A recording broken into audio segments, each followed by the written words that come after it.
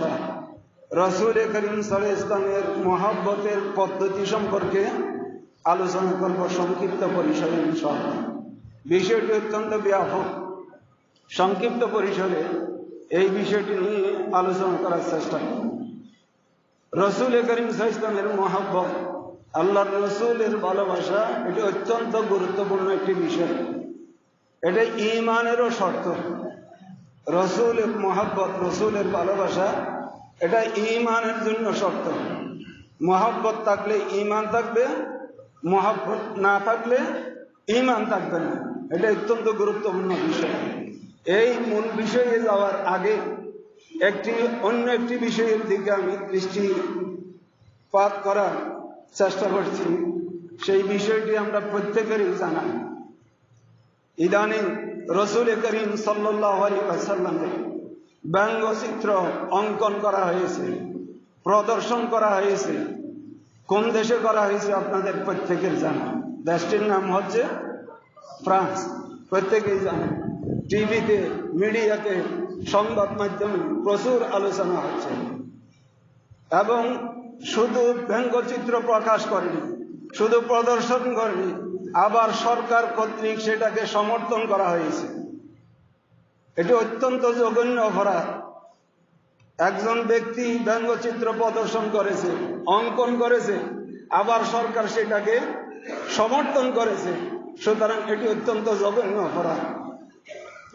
রাষ্ট্রীয়ভাবে ফ্রান্স সরকার রাষ্ট্রীয়ভাবে এটাকে সমর্থন করে জঘন্য অপরাধ করেছে। এটি সারা পৃথিবীর মুসলমানের হৃদয়ের মধ্যে আঘাত করেছে। প্রত্যেকটি মুসলমানের হৃদয়ে রক্তক্ষরণ হচ্ছে। যেহেতু আমার প্রিয় রাসূলকে ব্যঙ্গ করা হয়েছে, আমার প্রিয় রাসূলকে খাটো করা হয়েছে, সেই জন্য পৃথিবীর যত কোটি কোটি মুসলমান জনতা আছে প্রত্যেকের অন্তরে আঘাত করেছে। এটি জঘন্য অপরাধ।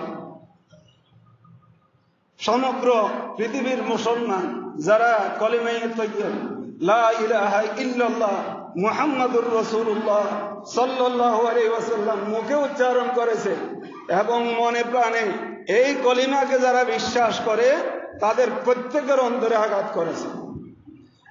কেননা মুমিনদের কাছে, মুসলমানদের কাছে প্রিয় রাসূলের মহব্বত সব কিছুর উপর। মুমিনদের কাছে, মুসলমানদের কাছে মুসলমানদের নবীর মহব্বত, মুসলমানদের নবীর ভালোবাসা সবার উপরে। যা আল্লাহ রাব্বুল আলামিন কুরআন কারীমের সূরা আহজাবের 6 নম্বর আয়াতে ইরশাদ করেছেন। আল্লাহ ইরশাদ করেছেন, আন-নাবিয়্যু আউলা বিল মুমিনিনা মিন আনফুসিহিম ওয়া আজওয়াজুহু উম্মাহাতুহুম। সূরা আহজাবের 6 নম্বর আয়াতে আল্লাহ রাব্বুল আলামিন ইরশাদ করেছেন, মুমিনদের কাছে আন-নাবিয়্যু আউলা বিল মুমিনিনা মিন আনফুসিহিম, মুমিনদের কাছে তাদের নবী তাদের জানের চেয়ে আরো বেশি মুহাব্বতের। সকলে বলি সুবহানাল্লাহ। তো এই যেই নবী আমাদের প্রাণের চেয়ে বেশি মুহাব্বতের, সেই নবীকে ব্যঙ্গ করা মানে আমাদের প্রত্যেকের হৃদয়ে আঘাত করা। এটি জঘন্য অপরাধ। ওমর রাদিয়াল্লাহু তাআলা আনহু একদিন রাসূলের দরবারে উপস্থিত হলেন। ইসলামের দ্বিতীয় খলিফা, অত্যন্ত গুরুত্বপূর্ণ ব্যক্তি আমিরুল মুমিনিন ওমর রাদিয়াল্লাহু তাআলা আনহু একদিন রাসূলের দরবারে উপস্থিত হয়ে আল্লাহর রাসূলকে উদ্দেশ্য করে বলেছেন, ইয়া রাসূলুল্লাহ লা আনতা আহাব্বু ইলাইয়া মিন কুল্লি শাই ইল্লা মিন নাফসি। ইয়া রাসূলুল্লাহ, পৃথিবীতে যত জিনিস আছে সব কিছুর চেয়ে আপনি নবী আমার কাছে বেশি মুহাব্বতের। ইল্লা মিন নাফসি, তবে আমার জানের চেয়ে নয়। ওমর রাদিয়াল্লাহু তাআলা রাসূলের দরবারে উপস্থিত হয়ে একদিন বলতেছেন, ইয়া রাসূলুল্লাহ, পৃথিবীর যত জিনিস আছে সব জিনিসের চেয়ে আপনার মুহাব্বত আমার কাছে সবার উপরে। ইল্লা মিন নাফসি, আমার জানের চেয়ে নয়। তখন রাসূল করিম সাল্লাল্লাহু আলাইহি ওয়াসাল্লাম ওমর রাদিয়াল্লাহু তাআলা আনহুকে উদ্দেশ্য করে বলেছেন, ক্বালা ইয়া উমর, হে উমর, তোমার বক্তব্য সঠিক হয়নি। আল্লাহ রাসূল ওমর রাদিয়াল্লাহু তাআলা আনহুকে উদ্দেশ্য করে বলেছেন, হে উমর, তোমার বক্তব্য সঠিক হয়নি। তুমি এখনো মুমিন হতে পারোনি। হাত্তা আকুনা আহাব্বা ইলাইকা মিন নাফসিকা, যতক্ষণ না আমি নবী তোমার কাছে তোমার জানের চেয়ে বেশি মহব্বতের না হব, ততক্ষণ পর্যন্ত তুমি ওমর মুমিন হতে পারবে না। সকলে বলি সুবহানাল্লাহ। তাহলে বোঝা আছে প্রত্যেক মুমিনের কাছে কোরআন এবং সুন্নাহ দৃষ্টিতে। আমি একটি কোরআনের আয়াত তেলাওয়াত করেছি, আবার এখন একটি হাদিস বলতেছি। কোরআন এবং হাদিস থেকে বোঝা যাচ্ছে প্রত্যেক মুমিনের কাছে রাসূল করিম সাল্লাল্লাহু আলাইহি ওয়াসাল্লাম মুমিনের জানের চেয়ে বেশি প্রিয় হতে হবে। যদি না হয় সে মুমিন নয়। ওমর রাদিয়াল্লাহু তাআলার সাথে সরাসরি এই ঘটনা ঘটেছে। তখন ওমর রাদিয়াল্লাহু তাআলা আনহু আল্লাহর রাসূলকে বললেন, ওয়াল্লাযী নাফসি বিয়াদিহি লা আনতা হাব্বু ইলাইয়া মিন নাফসি। ইয়া রাসূলুল্লাহ, আমার ভুল হয়েছে, ইয়া রাসূল আমার ভুল হয়েছে। এখন থেকে আপনি নবী, সেই সত্তার কসম করে বলতেছি, এখন থেকে আপনি নবী আমার জানের চেয়ে বেশি মুহাব্বতের। সকলে বলি সুবহানাল্লাহ। ওমর রাদিয়াল্লাহু তাআলা যখন নিজের বক্তব্যকে সংশোধন করেছে, নিজের বক্তব্যকে যখন সংশোধন করেছে, তখন রাসূল করিম সাল্লাল্লাহু আলাইহি ওয়াসাল্লাম বললেন, আল আন ইয়া উমর আনতা মুমিনুন। হে উমর, এখন থেকে তুমি পরিপূর্ণ মুমিন। সকলে বলি সুবহানাল্লাহ। তাহলে বোঝা যাচ্ছে প্রত্যেক মুমিনের কাছে পৃথিবীতে শত কোটি কোটি কোটি যত মুমিন আছে, মুসলিম আছে, প্রত্যেকের কাছে আমার প্রিয় রসুল আপন জানের চেয়ে বেশি মহব্বতের। সেই রসুলকে আজমতে আঘাত করে, সেই রসুলের ব্যঙ্গচিত্র প্রদর্শন করে, রসুলকে হেয় করে সমস্ত মুমিনের অন্তরে আঘাত করা হয়েছে। এটা অত্যন্ত জঘন্য অপরাধ। দুনিয়ার সকল অপরাধের চেয়ে আল্লাহ এবং রসুলকে খাটো করা, আল্লাহ এবং রসুলকে ব্যঙ্গ করা, আল্লাহ এবং রসুলের আজমতের মধ্যে হানি করা, এটা অন্যান্য সমস্ত অপরাধের চেয়ে বেশি মারাত্মক, বেশি জঘন্য। আল্লাহকে হেয় করা, রসুলকে হেয় করা, এটা পৃথিবীতে যত অপরাধ আছে সমস্ত অপরাধের চেয়ে বেশি জঘন্য, বেশি মারাত্মক। আল্লাহ এবং রসুলকে কষ্ট দেওয়ার ব্যাপারে আল্লাহ রাব্বুল আলামিন সূরা আহজাবের 57 নম্বর আয়াতে ইরশাদ করেছেন, ইন্নাল্লাযীনা ইউযুনাল্লাহা ওয়া রাসূলাহু। যারা আল্লাহকে এবং রসুলকে কষ্ট দেয়, এরা রসুলকে, রসুলের ব্যঙ্গচিত্র প্রদর্শন করে, আল্লাহকে কষ্ট দিয়েছে, রসুলকে কষ্ট দিয়েছে। আল্লাহ কুরআনে কারীমে ইরশাদ করেছেন, যারা আল্লাহ এবং রসুলকে কষ্ট দেয়, ইউযুনাল্লাহ ওয়া রাসূলাহু, যারা আল্লাহ এবং রসুলকে কষ্ট দেয়, লাআনাহুমুল্লাহু ফিদ দুনিয়া ওয়াল আখিরাহ। আল্লাহ তাদেরকে দুনিয়াতেও লানত দেন, পরকালেও লানত দিবেন। শুধু পরকালে নয়, দুনিয়ার মধ্যেও আল্লাহ তাদেরকে লানত দিবেন। তাহলে যারা আজকে রসুলকে হেয় করেছে, তাদের শাস্তি শুধু আখিরাতে নয়, তাদের শাস্তি দুনিয়াতেও অপেক্ষা করতেছে। যুগে যুগে যত মানুষেরা, যত উম্মতেরা তাদের নবীদেরকে কষ্ট দিয়েছে, আল্লাহ তাদেরকে দুনিয়ার মধ্যে লাঞ্ছিত করেছেন। সুতরাং আল্লাহর ওয়াদা হচ্ছে, আল্লাহর ওয়াদা হচ্ছে, যারা আল্লাহকে কষ্ট দিবে, রসুলকে কষ্ট দিবে, আল্লাহ তাদেরকে দুনিয়াতেও লাঞ্ছিত করবেন, পরকালেও লাঞ্ছিত করবেন। সূরা আহজাবে আল্লাহ সেই ওয়াদা করেছেন, লাআনাহুমুল্লাহু ফিদ দুনিয়া ওয়াল আখিরাহ। আল্লাহ তাদেরকে দুনিয়ার মধ্যেও লাঞ্ছিত করবেন, পরকালেও লাঞ্ছিত করবেন। এখানে লাঞ্ছিত করা, লানত দেওয়ার অর্থ হচ্ছে আল্লাহ তাদেরকে রহমত থেকে দূরে রাখবেন। সকলে বলি সুবহানাল্লাহ। সুতরাং বোঝা যাচ্ছে যারা এই কাজ করেছে, যেই সরকার সমর্থন করেছে, তাদের জন্য আল্লাহর লানত অবশ্যই অপেক্ষা করতেছে। এটা আল্লাহর ওয়াদা, এটা আল্লাহর প্রতিশ্রুতি। এদের জন্য আল্লাহর পক্ষ থেকে লানতের অপেক্ষা করতেছে। এদেরকে আল্লাহ রহমত থেকে অনেক দূরে রাখেন। শুধু পরকালে কষ্ট দিবেন তা নয়, ওয়া'আদ্দা লাহুম আযাবাম মুহিনা। এবং আল্লাহ আরো প্রতিশ্রুতি দিয়েছেন, যারা আল্লাহকে কষ্ট দেয়, যারা রসুলকে কষ্ট দেয়, আল্লাহ তাদের জন্য পরকালে লাঞ্ছনাদায়ক শাস্তি রেখেছেন। সকলে বলি সুবহানাল্লাহ। ফ্রান্স সরকার যে অপরাধ করেছে, এটা কোরআন এবং হাদিসের দৃষ্টিতে অপরাধ। কোরআনের দৃষ্টিতে অপরাধ, হাদিসের দৃষ্টিতে অপরাধ। তো শুধু কোরআন সুন্নাহর দৃষ্টিতে অপরাধ তা নয়, এটা মানবতার দৃষ্টিতে অপরাধ। কোরআন সুন্নাহর দৃষ্টিতে যেমন অপরাধ, ফ্রান্স সরকার এবং তাদের জনগণ যে কাজটি করেছে এটা মানবতার বিরুদ্ধে অপরাধ। যেমন জাতিসংঘের একটি সনদ আছে, যেই সনদে বলা আছে কোন ধর্মীয় ব্যক্তিত্বের প্রতি, কোন ধর্মের প্রতি অনুভূতির প্রতি আঘাত করা এটা অবৈধ। এটা জাতিসংঘ সনদে আছে। আরো যেই সমস্ত সনদগুলো মানবতার সনদ মানুষরা রচনা করেছে সেই সনদের মধ্যেও উল্লেখ আছে কোন ধর্মীয় ব্যক্তিত্বের প্রতি, কোন ধর্মীয় গুরুর প্রতি কোন মানুষ আঘাত করতে পারবে না। সুতরাং কোরআন সুন্নাহর অপরাধ করেনি, শুধুমাত্র তারা মানবতা বিরোধী অপরাধ করেছে। তারা মানবতা বিরোধী অপরাধ করেছে, কারণ জাতিসংঘের সনদে এই সনদগুলো, এই চুক্তিগুলো সুস্পষ্টভাবে উল্লেখ আছে। এখন আমাদের করণীয় কি? এরা অপরাধ করেছে, রসুলকে খাটো করেছে, রসুলকে ব্যঙ্গ করেছে, রসুলের আজমতের মধ্যে আঘাত করেছে। এখন আমাদের করণীয় কি? আমাদেরও করণীয় আছে। আমাদের সবচেয়ে বড় করণীয় হচ্ছে, আমরা অত্যন্ত ব্যথা পেয়েছি।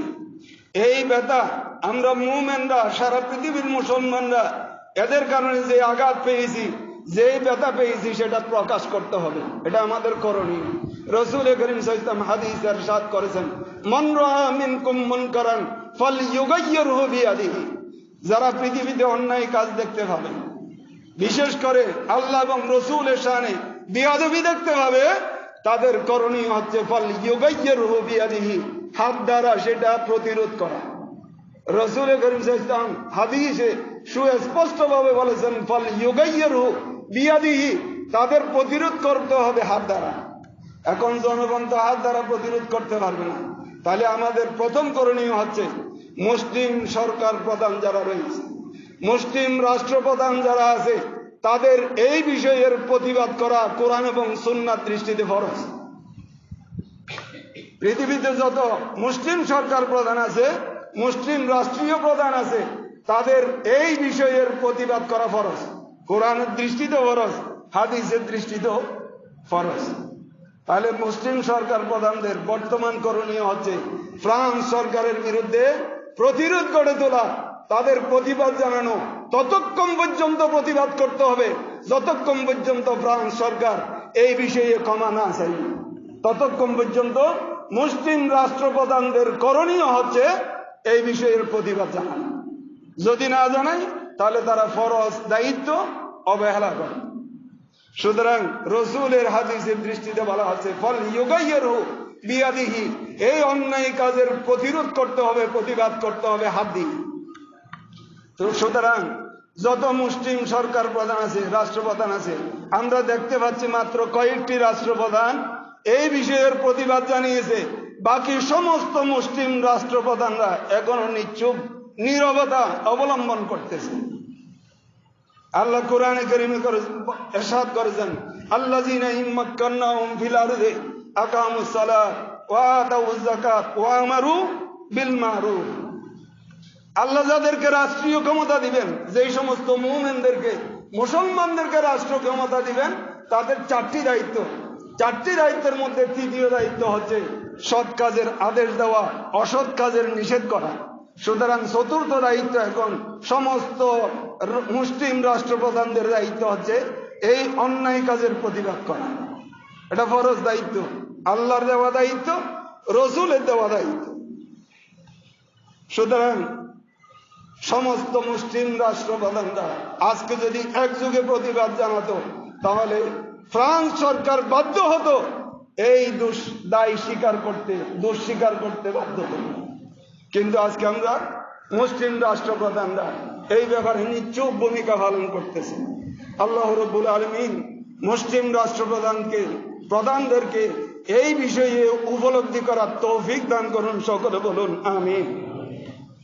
এদের অনেকগুলো অস্ত্র আছে প্রতিবাদ করার। প্রথম অস্ত্র হচ্ছে বর্তমান আধুনিক যুগে এই বিষয়ের প্রতিবাদ করার সবচেয়ে বড় মাধ্যম হচ্ছে অর্থনৈতিকভাবে চাপ সৃষ্টি করা। অর্থনৈতিকভাবে চাপ সৃষ্টি করা। ফ্রান্সের বহু পণ্য বাংলাদেশে ব্যবহৃত হচ্ছে, খেলনা ব্যবহৃত হচ্ছে, অনেক ওষুধ ব্যবহৃত হচ্ছে, অনেক খাবার সামগ্রী ফ্রান্সের এই দেশে জনপ্রিয়। আমরা প্রথম সরকার প্রধানরা এই অর্থনৈতিকভাবে চাপ সৃষ্টি করার জন্য তাদের পণ্যগুলো বয়কট করতে পারে, অর্থনৈতিকভাবে চাপ সৃষ্টি করতে পারে। যতগুলো মুসলিম রাষ্ট্রপ্রধান আছে সমস্ত রাষ্ট্রপ্রধানরা যদি আজকে একযুগে এক সুরে এক কণ্ঠে যদি কথা বলতো, তাহলে ফ্রান্স সরকার অবশ্যই মুসলমানদের কাছে মুসলমানদের নবীকে আঘাত করার কারণে দোষ স্বীকার করতে বাধ্য হবে। সুতরাং সরকারের প্রধান দায়িত্ব হচ্ছে বরাআত সৃষ্টি করা, এটা কোরআন এবং সুন্নাহর দৃষ্টিতে, অর্থাৎ তাদের সাথে সম্পর্ক ছিন্ন করা। যতদিন পর্যন্ত দায় স্বীকার করবে না, দোষ স্বীকার করবে না, তাদের দায়িত্ব হচ্ছে বরাআত, ফ্রান্স সরকারের সাথে বরাআত সৃষ্টি করা, সম্পর্ককে ছিন্ন করা। বরাআত সৃষ্টি করার অর্থ হচ্ছে সম্পর্ককে ছিন্ন করা। আর আমরা যারা সাধারণ মুমিন আছি, এটা তো রাষ্ট্রপ্রধানদের দায়িত্ব। আমরা সাধারণ যারা মুমিন আছি, মুসলমান আছি, আমাদেরও করণীয় আছে। আমাদের করণীয় আছে ওয়াইল্লাম ইয়াস্তাতি ফাবিলিসানিহি, আমাদের দায়িত্ব হচ্ছে আমাদের মুখ দ্বারা, আমাদের জিহ্বা দ্বারা, আমাদের ভাষা দ্বারা এই বিষয়ের প্রতিবাদ করা। সরকার প্রধানের দায়িত্ব হচ্ছে তাদের দৃষ্টিতে তাদের ক্ষমতা আছে, আল্লাহ তাদেরকে ক্ষমতা দিয়েছেন, সেই ক্ষমতার প্রয়োগ করা। আর জনগণের দায়িত্ব হচ্ছে মুখের ভাষার ব্যবহারের মাধ্যমে, মুখ ব্যবহারের মাধ্যমে তাদের প্রতিবাদ করা। বেলেসানিহি, রাসূল করিম সাল্লাল্লাহু আলাইহি ওয়াসাল্লাম হাদিসে ইরশাদ করেছেন, বেলেসানিহি, প্রতিবাদ করতে হবে মুখ দ্বারা। শরীয়ত সম্মতভাবে প্রতিবাদ করার যত উপায় আছে শরীয়ত সম্মতভাবে, অর্থনীতির কোনো ক্ষতি করে নয়, শরীয়ত সম্মতভাবে প্রতিবাদের যত ভাষা আছে সবগুলো ব্যবহার করা আমরা জনগণের দায়িত্ব। এখন অনেকগুলো মাধ্যম আছে প্রতিবাদ করা, ইন্টারনেটের মাধ্যমে, ফেসবুক আছে, টুইটার আছে, মেসেঞ্জার আছে, ইউটিউব আছে, অনেকগুলো মিডিয়া আছে। এই মিডিয়াগুলোকে ব্যবহার করে আমরা ফ্রান্স সরকারের বিরুদ্ধে প্রতিবাদ জানাতে পারি। মুসলমানরা যত বেশি জনমত গড়ে তুলবে তত বেশি প্রতিবাদের ভাষা জোরালো হবে।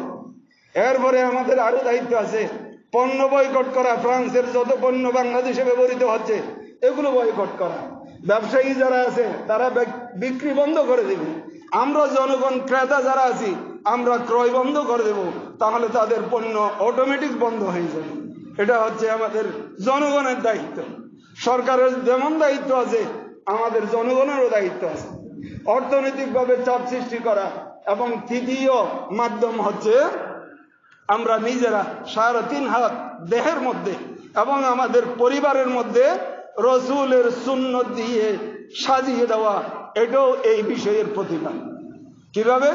যখন আমরা নিজেদের মধ্যে, নিজেদের ইবাদতের মধ্যে, নিজেদের আমলের মধ্যে, নিজেদের আখলাকের মধ্যে, নিজেদের আচার আচরণের মধ্যে, সমস্ত কিছুর মধ্যে রসুলের সুন্নত দিয়ে সাজাবো, তখন এই বিষয়ের প্রতিবাদ হবে।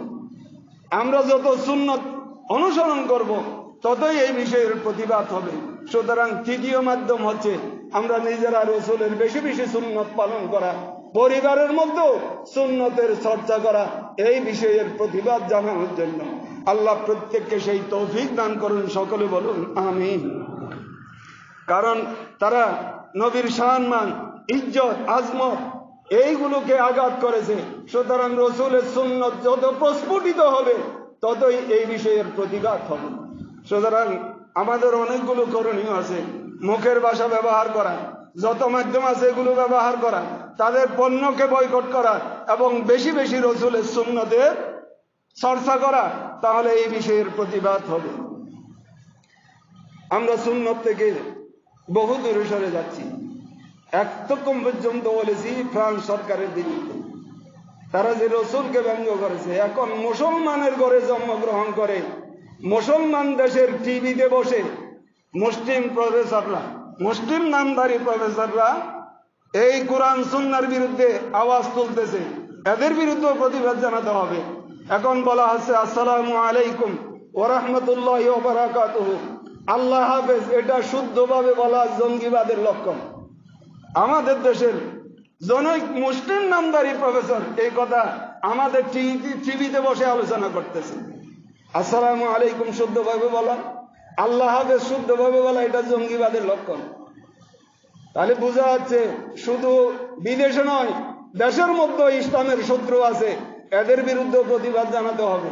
কারণ আমাদের সালাম হচ্ছে মুসলিম একটি সংস্কৃতি, এটা আমাদের অভিবাদনের সবচেয়ে বড় মাধ্যম। রসুল করিম সাল্লাল্লাহু আলাইহি ওয়াসাল্লাম এক মুমিনের সাথে অপর মুমিনের দেখা হলে সবচেয়ে বড় সংস্কৃতি রসুল চর্চা করেছেন, প্রচলন করেছেন, এটা হচ্ছে আসসালামু আলাইকুম ওয়া রাহমাতুল্লাহ।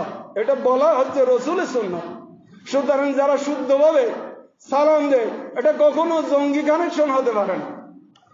ভুল বক্তব্য উপস্থাপন করা হচ্ছে, কেউ কেউ জঙ্গিবাদের সাথে জড়াচ্ছে, এদেরকে সহি শুদ্ধ ইসলাম সুন্নাহ ব্যবহারের সাথে সম্পৃক্ত করা হচ্ছে। এটার বিরুদ্ধে প্রতিবাদ জানাতে হবে।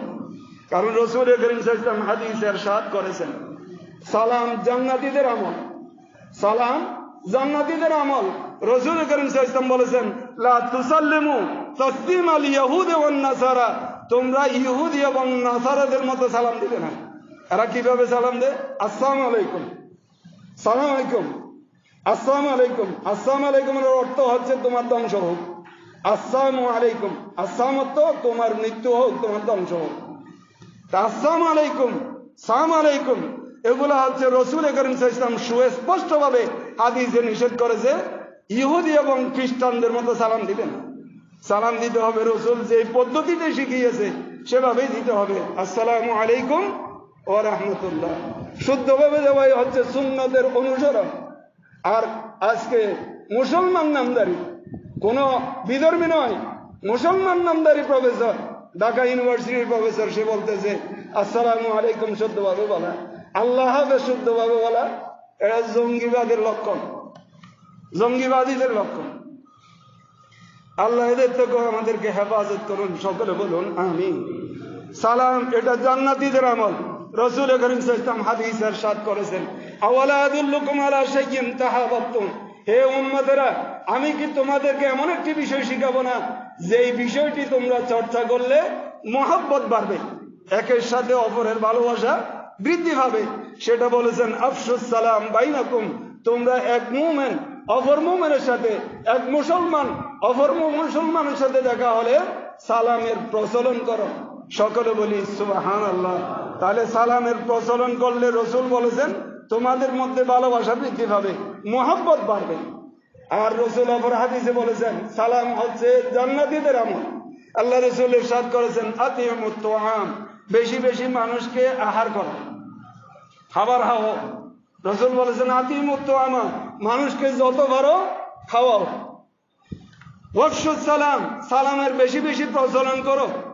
সল্লু বিল্লাইলি ওয়ান নাসু নিয়াম, মানুষ যখন রাতের বেলায় ঘুমায় তখন তুমি ঘুম থেকে জাগ্রত হয়ে সালাত আদায় করো। রাসূল হাদিসে বলেছেন বেশি বেশি খাবার খাও, মানুষকে আহার করো, বেশি বেশি সালামের প্রচলন করো। মানুষ যখন রাত্রে ঘুমায় তখন তুমি উঠে আল্লাহর সালাত আদায় করো। তাদখুলুল জান্নাতা বিসালাম, তখন তুমি শান্তির সাথে জান্নাতে প্রবেশ করতে পারবে। সকলে বলি সুবহানাল্লাহ। সুতরাং জান্নাতীদের জান্নাতে প্রবেশ করার একটি অন্যতম আমল হচ্ছে সালামের প্রচলন করা। আর এই মুসলিম প্রফেসর, মুসলিম নামধারী প্রফেসর, সে বলতেছে আসসালামু আলাইকুম শুদ্ধভাবে বলা, আল্লাহ হাফেজ শুদ্ধভাবে বলা, এটা জঙ্গিবাদের লক্ষণ। আমরা প্রত্যেকে জঙ্গিবাদকে ঘৃণা করি। যারা মুসলমানের ছেলে জঙ্গিবাদের সাথে জড়িত হচ্ছে, আমরা বহু জমাতে আলোচনা করেছি, এই জঙ্গিবাদকে ইসলাম সমর্থন করে না। এটা যারা মুসলিম নামধারী যাদেরকে ব্যবহার করা হচ্ছে, তাও এটা বিদেশিদের, বিধর্মীদের ষড়যন্ত্র। সুতরাং এখানে জঙ্গিবাদ খোঁজা এটা সুন্নাহর পরিপন্থী, রাসূলের সুন্নতের পরিপন্থী। আল্লাহ রাসূল অপর হাদিসে ইরশাদ করেছেন ইহফাজিল্লাহ ইয়াহফাজকা, আল্লাহকে হেফাজত করো, আল্লাহ তোমাকে হেফাজত করবে। আমরা একে অপরের সাথে যখন বিদায় গ্রহণ করি বলা হয় আল্লাহ হাফেজ, খুদা হাফেজও বলি। খুদা হাফেজ, খুদা বলা গুনার বিষয় নয়। এই দেশে ফার্সির বেশি প্রচলন ছিল বিদায় খুদা শব্দটিও এই দেশে চর্চা হয়েছে। কিন্তু আমরা কখনো কলিমা বলার সময় লা ইলাহা ইল্লা খুদা বলি না, লা ইলাহা ইল্লাল্লাহ বলি।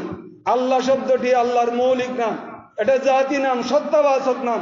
সুতরাং আল্লাহ হাফেজ বলা এটা কখনো জঙ্গিবাদের লক্ষণ হতে পারে না।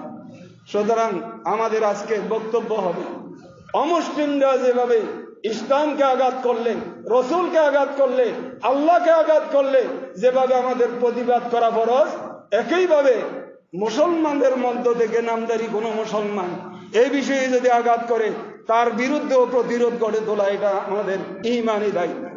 আল্লাহ প্রত্যেককে সেই সচেতন হওয়ার সচেতনতা আল্লাহ দান করুন, সকলে বলুন আমিন। আমি শুরু করেছিলাম যে এই বিষয়ে আর আলোচনা করার সুযোগ নেই।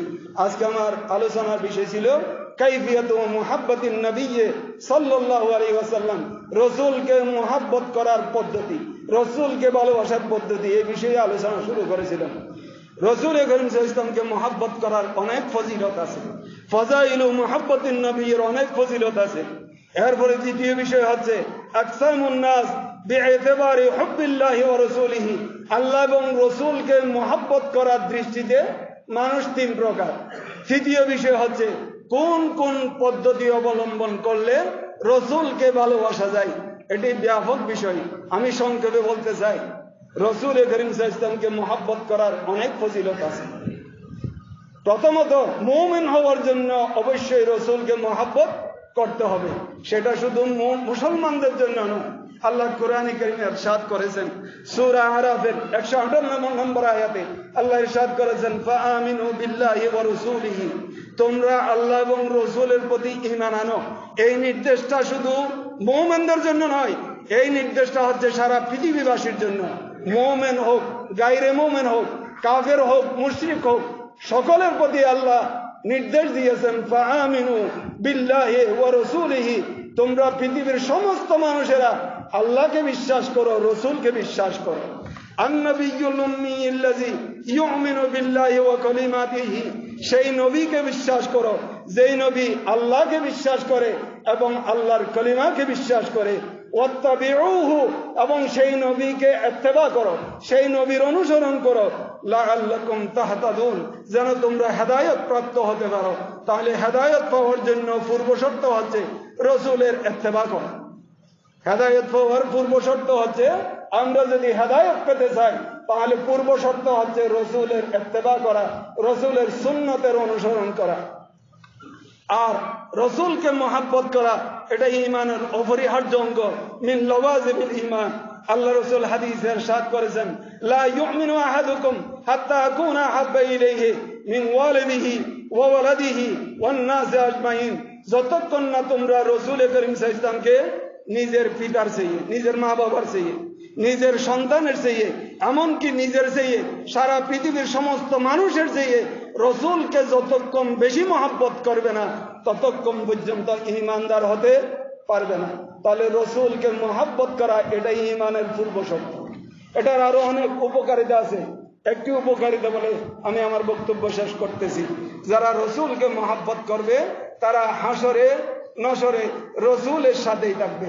আল্লাহ কোরআনে কারীমে সূরা নিসায় ইরশাদ করেছেন মান ইউতিল্লাহ ওয়ার রাসূলা ফাউলাইকা মাআল্লাযীনা আনআমা আল্লাহু আলাইহিম মিনান নাবিয়্যিনা ওয়াস সিদ্দীকিনা ওয়াশ শুহাদা'i ওয়াস সালিহিন, যারা আল্লাহর ইতাআত করবে, যারা রসুলের ইতাআত করবে তাদের হাসর নসর হবে নবীদের সাথে, সিদ্দীকিনদের সাথে, শহীদদের সাথে এবং মুহসিনিনদের সাথে।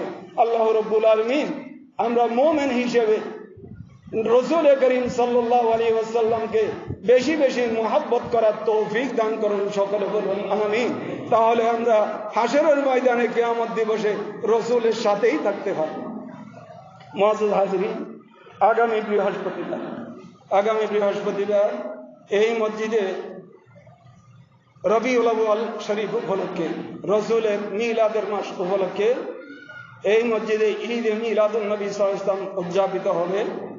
সেই ঈদে মিলাদুন নবী সাল্লাল্লাহু আলাইহি ওয়াসাল্লাম উদযাপনের জন্য অনেক অর্থকড়ির প্রয়োজন আছে। আপনাদের সকলের প্রতি উদাত্ত আহ্বান জানাচ্ছি, যার পক্ষে যতটুকু সম্ভব রসুলের মহব্বতের স্বার্থে এই মাহফিলে সহযোগিতা করবেন। আর আজকে নামাজের পর, জুমার মোনাজাতের পর বৈঠক অনুষ্ঠিত হবে। আপনারা মুরব্বী শ্রেণী যারা আছেন দায়িত্বশীল, প্রত্যেকে বসবেন। যারা সুন্নাত আদায় করেন সুন্নাত আদায়।